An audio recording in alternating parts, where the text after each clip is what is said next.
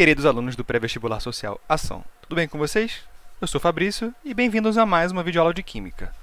Hoje vamos dar continuidade ao nosso estudo da termoquímica. Na aula passada nós estudamos o conceito de calor e eu introduzi para vocês o conceito de entalpia. Hoje nós vamos estudar a entalpia padrão. O que seria essa entalpia padrão? É a entalpia relacionada com o fenômeno químico que está sendo envolvido. A gente tem fenômenos químicos de combustão, de corrosão, de formação. E os que a gente vai estudar aqui são os fenômenos químicos de combustão e de formação. Então, a gente tem esses dois tipos de entalpia padrão. Beleza? Vamos lá. A entalpia padrão de combustão, como você já deve imaginar, ela deriva quando ocorre uma queima de 1 mol de uma substância. E só para lembrar o que é uma combustão é uma reação em que existem 3 componentes: um combustível, um comburente e calor, né? Então, na reação de combustão aqui, nós temos o combustível, aquilo que vai ser queimado, o comburente, que quase sempre vai ser o oxigênio, 99,9% das vezes vai ser o oxigênio, que é aquilo que vai fazer queimar o nosso combustível, no caso o metano, CH4, e a gente precisa de calor, e isso vai formar gás carbônico e água. Então aqui 1 mol de metano está dando uma entalpia padrão, esse zerinho aqui significa padrão. De combustão está dando menos 890,4 kJ por mol. E é importante ressaltar que esses valores são tabelados. E mais importante do que eles são tabelados, a forma, o estado de agregação deles é muito importante. Eu falei isso na aula passada. Então, se esse metano tivesse no estado líquido, esse valor de entalpia seria diferente. Assim como se ele tivesse também no estado sólido, seria um valor diferente. Vamos dar uma olhadinha na tabela que a gente vai entender um pouquinho melhor. Aqui a gente tem alguns exemplos de entalpia de combustão, né? E a gente pode ver aqui, que o metano está exatamente aqui, menos 890,4, assim como eu tinha mostrado ali no exemplo. Então não precisa se preocupar que esses dados eles são fornecidos pela questão. Beleza? E agora tem a entalpia padrão de formação. A entalpia padrão de formação é a variação da entalpia. Então, agora, além da gente ter aquele zerinho significando padrão, a gente tem esse Fzinho aqui embaixo que significa formação, envolvida na reação de formação de 1 mol de moléculas de uma determinada substância. Então, quando a gente tem uma reação, uma síntese, como aqui no exemplo, a síntese da água, que é a junção do gás hidrogênio com o gás oxigênio, a gente vai ter uma entalpia padrão de formação.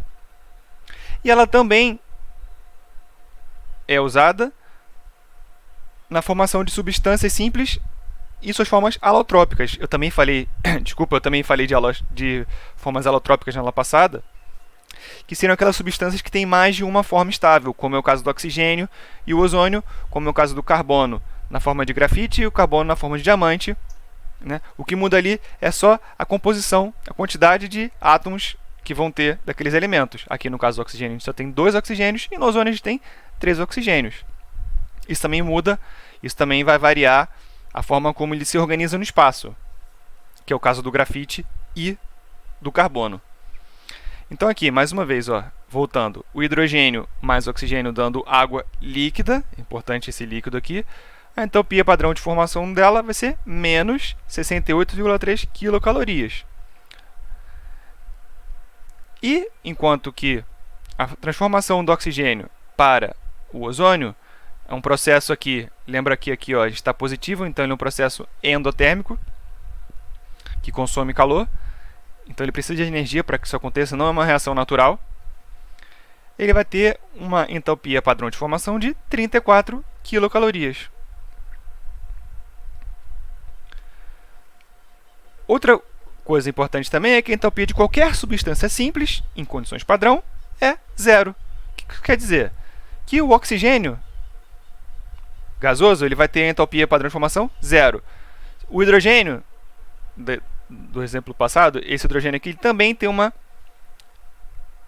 entalpia padrão de 0. Né? No caso, a entalpia padrão aqui é da formação da água, e não do oxigênio e do hidrogênio. E substância simples, vocês devem lembrar, que é quando só tem um tipo de elemento naquela substância. O2, Cl2, carbono, hidrogênio, N2. Então, é quando só tem um elemento ou átomo, né? E aí os valores também são tabelados, obviamente, né? E aqui a gente vai ver, ó, por exemplo, a água ela tem duas entalpias de formação, uma no estado gasoso e a outra no estado líquido. E a gente vê que a entalpia no estado gasoso é um pouco maior do que a entalpia do estado líquido. Então, beleza. Agora a gente vai partir para a parte que cai mais no vestibular, e é a parte mais importante, que é o cálculo da variação de entalpia a partir das entalpias padrão. A gente pode calcular a variação de entalpia de uma reação pela diferença entre as entalpias de formação dos produtos e as entalpias de formação dos reagentes. O exemplo clássico aqui, nós temos a reação A mais B dando C mais D, em que Azinho, Bzinho, Czinho e Dzinho são os coeficientes dessas substâncias, então é a quantidade de mols, quantidade de matéria que tem de cada uma dessas substâncias. E como é que vai funcionar o cálculo? É bem simples. A entalpia dos reagentes vai ser o coeficiente que vem na frente, o Azinho, vezes a entalpia de formação padrão do A, mais o Bzinho, vezes a entalpia de formação do B. Se tivesse aqui mais elementos, ia ser o somatório de todos esses elementos seguindo esse mesmo padrão. E, analogamente, a entalpia dos produtos vai ser Czinho, vezes a entalpia de formação padrão do C, mais Dzinho, vezes a entalpia de formação do D. Então, a variação da entalpia vai ser, como a gente já viu também na aula passada, é sempre os produtos menos os reagentes. Assim como na física, uma variação é sempre o estado final menos o estado inicial. O estado final são os produtos, o estado inicial são os reagentes. E para finalizar, essa aula realmente foi bem curtinha, e para finalizar, nós vamos ter um exemplo, para a gente ver como que a gente aplica isso. Qual o valor da variação de entalpia da reação de redução da hematita, Fe2O3, com o monóxido de carbono, CO, para obtenção de ferro metálico, Fe, e gás carbônico, CO2. Essa aqui é a reação que já vem com problema. Então, uma hematita mais 3 mols de gás carbônico, dando 2 mols de ferro mais 3 mols de gás carbônico. E, obviamente, que o exercício, a questão, tem que nos fornecer os valores das entalpias padrão. Então, a entalpia padrão da hematita é menos 196,5, a do monóxido de carbono é menos 26,4, a do ferro é como ele é uma substância simples, só tem ferro, é 0, e a do gás carbônico é menos 94,1. Como é que a gente faz? Muito simples. Vamos aqui repetir a fórmula, a equação, e vamos começar. O ΔH vai ser a variação da entalpia dos produtos, então 2 vezes o ferro mais 3 vezes a entalpia de formação do gás carbônico. 2 vezes a entalpia de formação do ferro mais 3 vezes a entalpia de formação do carbono, menos a entalpia dos produtos, que vai ser 1 vez a entalpia de formação da hematita, Fe2O3, mais 3 vezes a entalpia de formação do CO. E agora é só substituir e correr para o braço. A do ferro a gente já viu que era 0, substância simples. A do gás carbônico, menos 94,3. Aqui, 196,5 para a hematita e menos 26,4 para o monóxido de carbono. Fazendo essas continhas, a gente chega aqui. A entropia dos produtos vai ser menos 282,3, e a dos reagentes vai ser menos 275,7.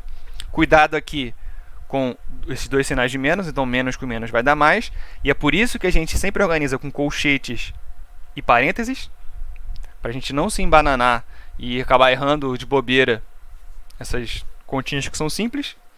Então, menos 282,3 mais 275,7 vai dar menos 6,6 quilocalorias. Então é isso. Essa aulinha de hoje é bem curtinha, bem simplesinha, me desculpem. Semana que vem nós vamos ver lei de Hess e energia das ligações, envolvendo entalpia também. E quem vai ficar disponível para dúvida hoje sou eu. Espero que tenham gostado. Me desculpem por qualquer coisa de novo. E até a próxima. Tchau.